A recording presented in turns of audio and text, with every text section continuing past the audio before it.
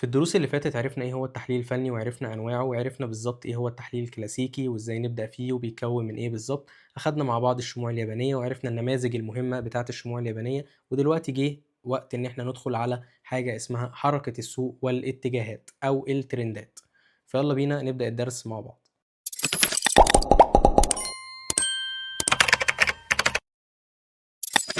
السلام عليكم ورحمة الله وبركاته، إيه الأخبار؟ يا رب كل الناس تكون بخير. أنا دكتور خالد البربري، ودي دورة تعليم التحليل الفني. زي ما قلنا إن إحنا هنبدأ مع بعض النهاردة بمفهوم جديد اسمه حركة السوق واتجاه الأسعار.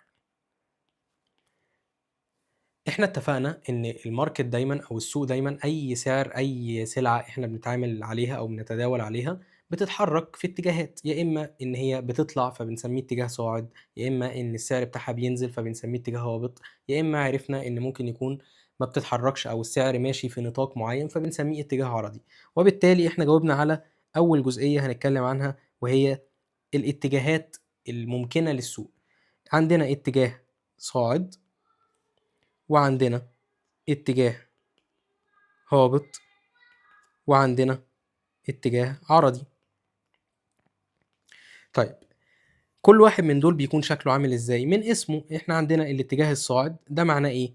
معناه ان احنا الرسم البياني بتاعنا اللي شكله كده بيكون السعر بيتحرك في زيادة بالمنظر ده.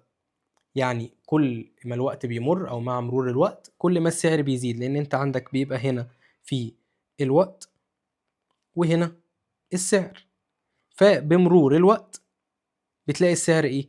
بيبدأ يزيد. ده كده اتجاه صاعد. طيب لو اتجاه هابط بيكون ازاي؟ بيكون العكس تماما، بيبقى عندي برضو نفس الموضوع كده، ولكن بتكون الاسعار عندي بتهبط او بتنزل بشكل مستمر بالشكل ده كده. المنظر ده اسمه ايه؟ اسمه اتجاه هابط. طيب امال بقى الاتجاه العرضي ده ايه؟ الاتجاه العرضي من اسمه يعني لا هو صاعد ولا هو هابط، انت مش قادر تحدد. هو السعر بيمشي في نطاق معين خلال فترة زمنية معينة. يعني مثلا كان السعر صاعد، خلينا نقول ان احنا مثلا كان عندنا صعود بالمنظر ده كده، ده اتجاه صاعد اهو. بعد كده لقينا السعر بدأ يعمل ازاي؟ بدأ يمشي بقى كده، بيطلع وينزل ولكن في نطاق معين محدد نقدر نحدده كده. فالجزء ده كده هو ده اللي احنا بنسميه الاتجاه الايه؟ اتجاه عرضي. يعني انت مش عارف تحدد هو طالع ولا نازل، ماشي بالعرض كده.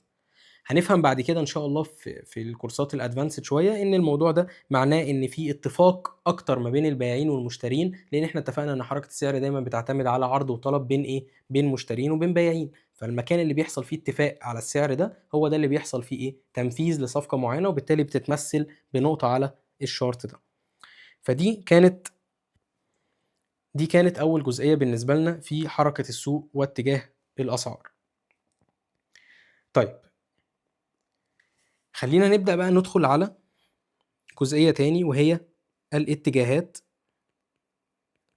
أو الترندات. ترند احنا خدناها، احنا والله فهمنا دلوقتي ان انا عندي اتجاه اهو صاعد وهابط وعرضي، ولكن عايزين نعرف بقى ازاي نتعامل مع هذه الاتجاهات. عندنا مفهوم مهم جدا اسمه خطوط الاتجاه. ايه خطوط الاتجاه دي بقى؟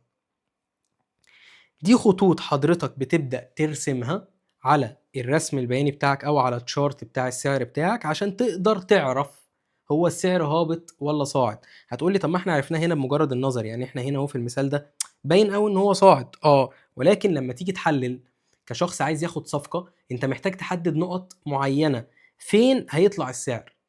يعني انت دلوقتي عارف ان هو هيطلع، طيب حلو، هيطلع من هنا على طول ولا هينزل شوية وبعدين يطلع؟ هي دي اللي هيحددها لك ايه؟ خطوط الاتجاه. عشان كده لازم نركز مع بعض جدا في موضوع خطوط الاتجاه ده، وتتعلم كويس جدا ازاي ترسمه، لان دي واحده من الاساسيات في علم التحليل الكلاسيكي. طيب خطوط الاتجاه بتتقسم عندي اولا كده لثلاث انواع رئيسيه. النوع الاول بنسميه اتجاه رئيسي او ميجور ترند. طيب الاتجاه الرئيسي ده هو الاتجاه اللي بيستمر 6 اشهر فاكثر. يعني ايه؟ يعني يفضل الاتجاه العام بتاع سلعة معينة بيطلع 6 شهور وانت طالع.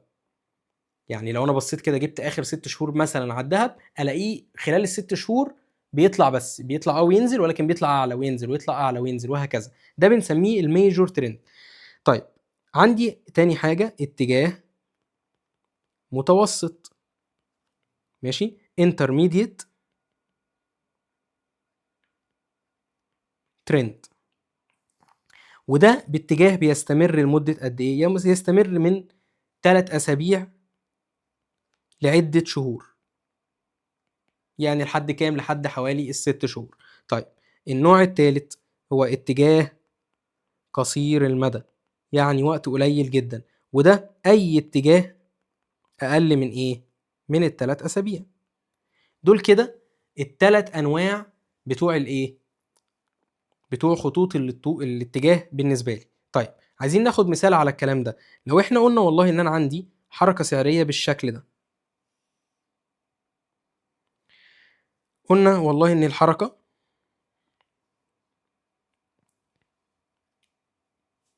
اهي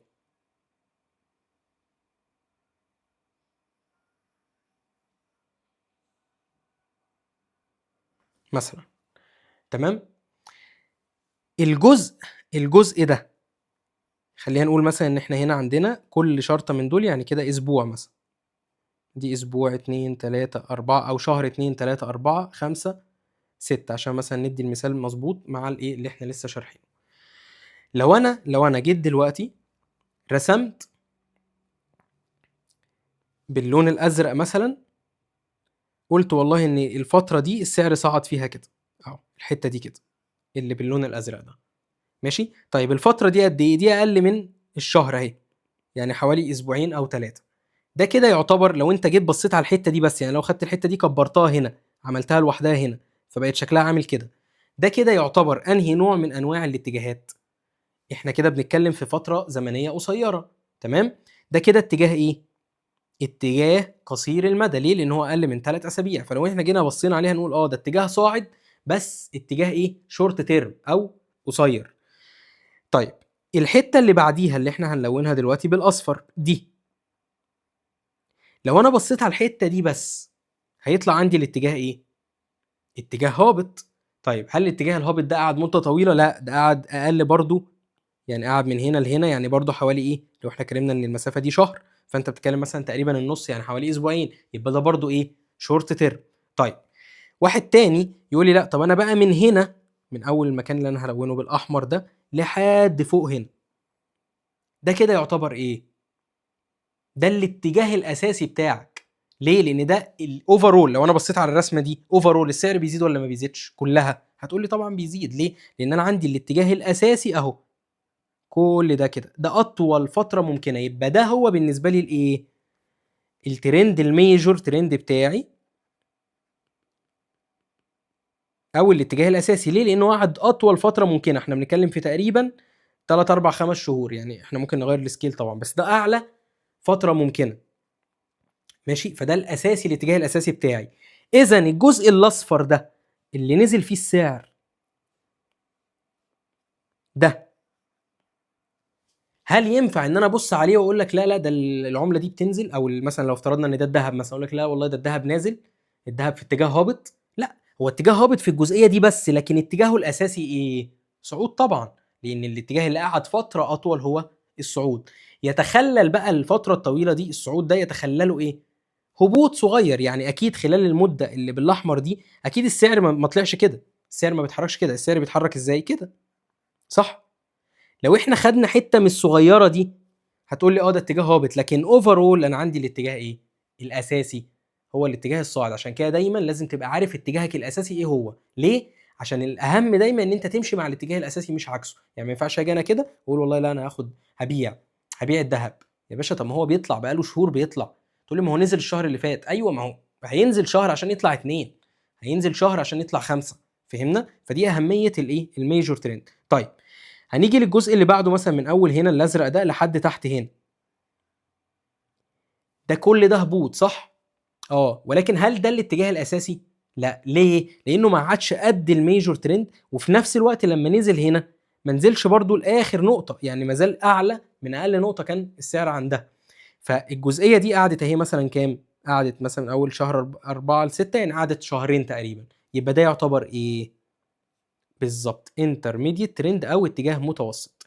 مهم جدا ان انا لما ابص على اي رسم بياني اقدر احدد الاتجاهات. طيب خلينا ناخد مثال تاني على السريع يدوي كده قبل ما نقدر نشوفه على الشارت. لو انا جبت بقى ما رسمتهاش كيرف، رسمتها كده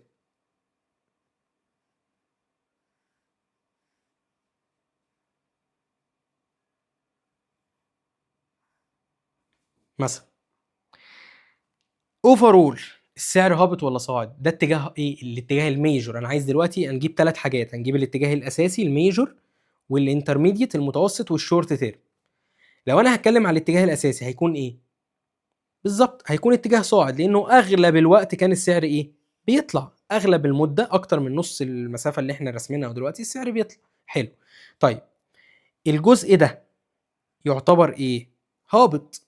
والجزء ده هابط، بس قعد وقت قد ايه؟ هل قعد وقت قد الصعود ولا اقل منه؟ اقل منه. يبقى ده ايه؟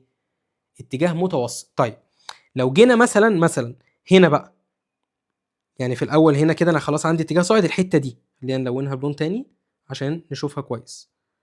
هنا مثلا الحته اللي بالاخضر دي اهو، اللي السعر نزل فيها كده، ده يعتبر بالنسبه لي ايه؟ شورت تيرم ولا لونج تيرم ولا ده ايه؟ اكيد شورت تيرم، لان هي جزء صغير. لكن يعني ينفع ان انا اقول الاتجاه العام صاعد سوري هابط؟ لا طبعا ما ينفعش. ليه؟ لان الاتجاه العام بالنسبه لي انا شايفه اهو ان هو صاعد، لكن الجزء الصغير ده الاتجاه هابط. لو انا راجل بقى ببص على فريمات صغيره او اجزاء صغيره من الشارت، اقدر اقول ان ده، ان السعر هنا بينزل وان ده اتجاه هابط. بس لازم اكون عارف ان ده عكس الاتجاه الاساسي، عشان ده هيفرق معانا بعد كده في اخدك للصفقات. لو تفتكروا الجمله اللي قلناها المره اللي فاتت، make the trend your friend. وترند هنا مش الترند بتاع السوشيال ميديا، يعني هو نفس المنطق. انت لما بتمشي مع الترندات بتاعت السوشيال ميديا هتتشهر. هنا برضو لما تمشي مع الترند بتاع السوق هتنجح ان شاء الله وتعمل ارباح. يعني ايه؟ يعني ما يبقاش عندي الاتجاه العام صاعد وانا مصمم ان انا ابيع. فهمنا؟ دايما خش صفقات مع الاتجاه. يعني افضل صفقه ان انا ادخلها هنا هي صفقه شراء، بس اشتري من هنا ولا من هنا ولا من هنا؟ افضل صفقه شراء تكون بعد هبوط. يعني ايه؟ يعني يكون السعر بدأ يعمل اتجاه هابط، ولكن اتجاه هابط على المدى المتوسط او مدى قصير، عشان ابقى عارف ان انا لما اشتري منها هيبدا يعمل ايه؟ يكمل في اتجاهه الصاعد الاساسي. ده فكره ليه مهم جدا ان انا اكون عارف انواع الاتجاهات. تمام. طيب فلو جينا عايزين نعرف خطوط الاتجاه كده مع بعض، احنا طبعا فهمناها كويس، ولكن لو احنا عايزين نديها تعريف، هيبقى بالنسبه لي خطوط الاتجاه هي ايه؟ هي خطوط بتمثل اتجاه العمله او السلعه اللي انا بتداول عليها، وبتديني صوره واضحه للايه؟ للحركه السعريه. يعني دي ابسط حاجه انت ممكن تعملها عشان تعرف الحركه السعريه ايه المسيطر عليها، الشراء ام البيع. خلاص. ودي واحده من ابسط ادوات التحليل الفني واكثرها فعاليه لو انت اتقنتها. خلاص كده حلو. طيب ده بالنسبه لمفهوم خطوط الاتجاه. طب لو احنا قلنا خط الاتجاه الصاعد، ده عباره عن ايه؟ ما خطوط الاتجاه دي عباره عن خطوط انت بترسمها بايدك، زي ما احنا هنا كده رسمنا الخط ده كده وقلنا ان احنا عندنا اتجاه صاعد، صح؟ فلو انا عايز بقى اعرف خط الاتجاه الصاعد ده، هيبقى عبارة عن ايه بالنسبة لي؟ هو عبارة عن خط مستقيم يصل بين، احنا هنا موصلينه بين ايه؟ بين القيعان الصاعدة. ايه القيعان دي؟ يا باشا ما هو انت من المنظر اهو، بالمنظر الشارت، الحتة اللي فوق دي اسمها قمة، واي حتة تحت اسمها قاع. القيعان اللي هي اجزاء تحت زي الوادي او زي الجبل. لو انا هرسم جبل، ادي القمة وادي القاع. تمام. فعبارة عن خط مستقيم يصل بين القيعان الصاعدة في الاتجاه الصاعد. يعني لازم الاتجاه الاساسي يكون اصلا صاعد بالنسبه لي. ماشي. وطبعا بيترسم منين؟ ويرسم من اليسار. اي حاجه بنرسم يا جماعه من الشمال لليمين. لليمين. يعني ايه بقى الكلام ده؟ معلش خلي التعريف قدامك كده وتعالى نرسم ونشوف مع بعض. انا والله قدامي اهو، فرسمت اهو اتجاه اهو عباره عن قمم قيعان قمم قيعان قمم قيعان. تمام كده. هو قال لك ايه؟ والله هو خط مستقيم حلو يصل بين القيعان الصاعده في الاتجاه الصاعد. طب ده اتجاه صاعد طب فين القيعان الصاعده؟ ادي قاع وادي قاع وادي قاع وادي قاع وادي قاع، كل نقطه تحت يعني كل قمه بتنزل اللي تحتيها دي اسمها قاع. تمام. فلو انا وصلت ما بينهم يعني جيت اهو كده ورحت جايب راسم ايه اهو، جيت كده مثلا ورحت راسم خط مستقيم،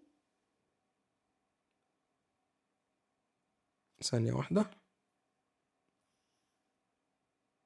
اهو، يصل بين الايه، بين القيعان دي. ده كده الخط الازرق ده اسمه ايه؟ اسمه خط اتجاه صاعد. ده كده خط ترند. يقول لك ارسم الترند كده، ارسم الترند دي معناها ايه؟ حدد لي اتجاه وارسم خط على الاتجاه ده.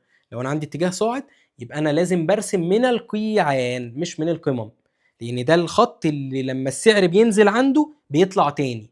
فانا كده بالنسبه لي الا لو انا عايز اتوقع اللي هيحصل بعد كده، يعني انا واقف هنا اهو، لو انا عايز اتوقع ايه؟ ان السعر ينزل لحد ما يخبط في الخط ويطلع تاني، وينزل يكمل مع امتداد الخط ويطلع تاني، وهكذا. ده خط الاتجاه الصاعد. وبالمثل خط الاتجاه الهابط العكس تماما. انا عندي خط اتجاه هابط، ايه تعريفه؟ خط الاتجاه الهابط هو خط مستقيم برضه، بس يصل بين ايه بقى؟ بين قمم هابطة في اتجاه ايه؟ هابط، وبرضه يترسم من اليسار لليمين. يعني لو هناخد مثال على الكلام ده اهو، هنرسم اتجاه هابط. اتجاه هابط يعني ايه؟ يعني السعر بينزل، يعني بعمل كده صح؟ ده اتجاه هابط. ارسم منين؟ ارسم من هنا كده؟ لا غلط، ده كده غلط. لكن الصح ان انا اجي هنا، فين القمم؟ ادي قمه، ادي قمه، ادي قمه، ودي طبعا قمه بس صغيره كده، وادي قمه. ارسم ايه؟ ارسم خط مستقيم بيعدي بالايه؟ بالقمه. طيب الشرط الحقيقي هنشوفه دلوقتي مع بعض، القمم ما بتبقاش كده متساويه بالظبط. طب انا عشان ارسم اعمل ايه؟ لازم اخد قمتين ورا بعض. بمعنى يعني انا عندي دي مثلا اهي، ارسم انا الخط النقطه المستقيم، الخط المستقيم ما بين رقم واحد ورقم اتنين، واعمل له امتداد بقى. اي حاجه على نفس الامتداد تمام. طب ممكن يجي يكون في النص مثلا هنا في الحته دي، مثلا لو مسحنا هنا ممكن يبقى بالصدفه في الحته دي عامل كده عادي. طب ايه، هغير الخط المستقيم يعني هعمل له كيرف؟ لا، بعديه زي ما هو بالظبط. هنيجي دلوقتي طبعا لايه، لطريقه الرسم بالظبط، وهنعرف ازاي نرسم بالملي يعني. ولكن انت خليك معايا برضو في النقط دي، ان احنا بنحتاج قمتين ورا بعض وهنا قاعين ورا بعض، والامتداد بقى بيكمل. هو دايما بتلاقيه بيحترم الايه، الامتداد ده. خلاص كده، ده كده الخط الاتجاه الهابط وخط الاتجاه الايه، الصاعد. طيب لو جينا دلوقتي قلنا عايزين ناخد طريقه رسم خط الاتجاه، يعني عايزين خطوات كده عشان نقدر نعرف ازاي نرسم خط الاتجاه في كل الاحوال على الماركت الحقيقي بقى. ايه اللي احنا محتاجينه؟ احنا قلنا ان خط الاتجاه هو عباره عن ايه؟ توصيل قمم او قيعان بنوصلهم ببعض، صح كده؟ فرقم واحد يستلزم ايه؟ وجود نقطتين. انت عارف من ايام ابتدائي ان احنا عشان نرسم خط مستقيم محتاجين نقطتين على الاقل، صح كده؟ ده كده ايه، اول نقطه. النقطه الثانيه ان هم يكونوا ايه؟ متتاليين، يعني ورا بعض. خطين هنرسم على نقطتين ورا بعض. طيب فزي ما قلنا ان انا يستلزم ان انا يكون عندي نقطتين ايه، متتاليتين ورا بعض. وعشان اتاكد من جوده النقطتين دول، الخطوه الثانيه يكون ايه؟ يوجد نقطه ثالثه للتاكيد. يعني ايه بقى؟ يعني لو انا عندي نقطه زي كده، ونقطه اهي، ونقطه هنا، ونقطه هنا، ونقطه هنا مثلا، والسعر عندي ماشي كده، فين النقط اللي انا هرسم؟ هاخد انهي نقطتين؟ هاخد نقطتين يكون في نقطة تالتة على امتداده في نفس الايه، في نفس الاتجاه. يعني لو انا هوصل بين النقطة دي والنقطة دي، فما فيش نقط تاني معدية. لكن مثلا لو وصلت النقطه دي مع النقطه دي مع النقطه دي، يبقى ده كده خط اتجاه ايه؟ مظبوط. ليه؟ لان الثلاث نقط على الامتداد. طبعا يا جماعه يعني المليهات دي عشان انا برسم بايدي، ولكن يعني عشان ايه المثال يبقى واضح، يعني دي ودي ودي دول ليه على نفس الامتداد. ماشي. فانا دايما بحترم ان انا يكون عندي نقطتين، انا مش محتاج اكتر من نقطتين، ولكن الثالثه بتاكد الايه؟ الموضوع معايا، او بتاكد الاتجاه معايا. طيب ايه الفايده من خط الاتجاه ده؟ خطوط الاتجاه دي مهمه جدا بالنسبه لي، لان انا بستخدمها كدعوم ومقاومات متحركه على السعر. يعني ايه دعوم ومقاومات متحركه على السعر؟ يعني هي الاماكن اللي انا هستخدمها عشان اخد منها صفقات شراء او صفقات بيع اثناء ما السعر بيكون بيتحرك. عشان كده لازم تكون انت بتعرف تطلع خط الاتجاه صح، وتعرف الاتجاه الحقيقي للسوق، تعرف ترسمه بشكل مظبوط. حلو. طيب خلينا ناخد مثال على، لو انا هبص ده الذهب، لو انا هبص على الذهب بالمنظر ده كده، ده فريم اليوم. يعني ايه فريم اليوم؟ يعني كل شمعة من الشموع دي بتمثل لي يوم كامل. فطبعا عندي مدة طويلة، يعني احنا بنتكلم هنا من شهر فبراير 25 لحد الآن، يعني سنة ونص تقريبا ظاهرين قدامك دلوقتي. فين؟ في الشوية دول في الشاشة دي. حلو. الاتجاه العام ده كده إيه يا جماعة؟ انا لو جيت عملت كده زومت، الاتجاه العام ايه؟ صاعد طبعا. ليه؟ لان اطول فتره ممكنه الذهب بيكون ايه؟ بيطلع.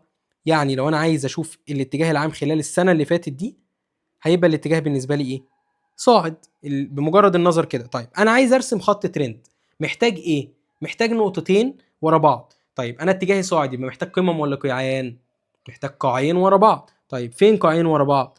لو انا هبدا، خلينا مثلا احط لك خط كده، انا هبدا رسم مثلا، عايز ابدا من اول هنا، عايز احدد الاتجاه من اول هنا اهو، من اول الشاشه كده. فين القيعان؟ تعال نبص على القيعان كده. ادي عندي اول قاع، فين القاع اللي بعده؟ نمشي كده كده اهو، ادي القاع اللي بعده. فين القاع اللي بعده؟ اهو. كل طلعه بعديها نازله ده قاع، صح كده؟ فين القاع اللي بعده؟ اهو، اللي هو الديل بتاع الشمعة ده، صح؟ حلو. فانا هعمل ايه؟ هجيب الاداه دي وابدا اوصل اول ايه؟ اول قاعين ورا بعض اهو، واظبطها كده على الديل اهو كده، واكبر ده كده ايه؟ اول قاعين. وبعدين اعمل ايه؟ اعمل امتداد للايه؟ للترند بالمنظر ده كده. يبقى انا وصلت كده القاعين، اول قاعين ورا بعض اهو، ماشي، وايه؟ ورسمت خط الترند. دايما على الشارت يا جماعه هتلاقي ان الموضوع مش بالظبط زي ما احنا بنرسمه في الامثله. يعني ايه؟ يعني دايما هتلاقي في حته نازله شويه، في حته طالعه شويه، ولكن اوفرول بيكون اكبر قيعان بتعدي على ايه؟ على خط الترند بتاعك. يعني هتلاقي دايما السعر يطلع ينزل عند الترند اللي انت رسمه، ويطلع منه تاني، ينزل ويطلع منه تاني، لحد ما يحصل ايه؟ لحد ما يحصل حته زي اللي هنا، اللي في الاخر خالص دي كده. هنا ايه اللي حصل هنا؟ اللي حصل هنا ان الترند ده تم كسره. يعني السعر عدى منه وما طلعش، السعر كسره لتحت. حلو.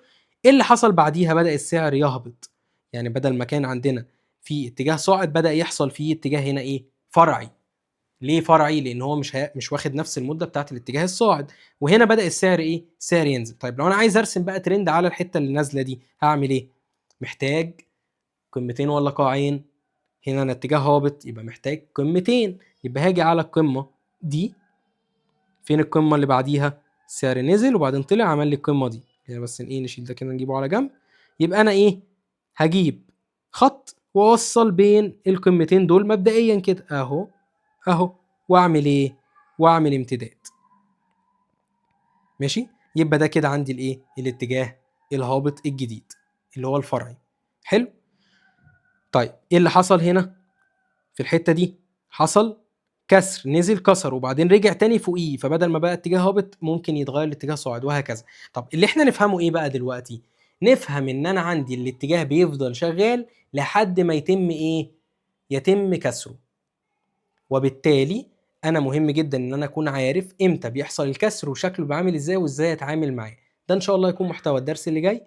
فاحنا كده خلصنا عشان ما نطولش اكتر من كده في الدرس ده. خليك معايا الدرس جاي، هنكمل خطوط الاتجاه ونعرف اكتر عن ازاي نتعامل معاها وازاي نرسم خطوط الاتجاه بشكل برضو مفصل عن كده. ونعرف برضو ازاي نتعامل بقى مع الكسر، وازاي ندخل الصفقات بتاعتنا، وازاي كمان نقدر نحدد الاهداف بتاعتنا. يعني لو حصل كسر يبقى انا ادخل فين واخرج منين، وهكذا. دي نقطة برضو مهمة جدا. فتابعني عشان تشوف الدرس الجاي ان شاء الله اول ما ينزل. والسلام عليكم ورحمة الله وبركاته.